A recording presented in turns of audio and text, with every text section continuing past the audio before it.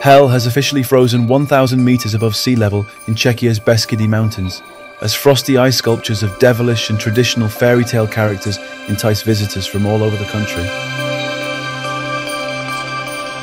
Tak letošní 25. ročník jsme opět se snažili, aby to téma bylo velmi zajímavé, protože my tady máme naše nejoblíbenější návštěvníky, to jsou děti, takže v tomto velkém stanu uvidí peklo a vůbec čertoviny na pustevnách.